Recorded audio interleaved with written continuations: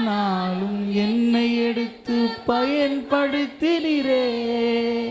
சொல்லுமா, உமக்கு ஒரு நன்மையும் இல்லையே, ஆனாலும் என்னை எடுத்து பயன்படுத்தினீரே.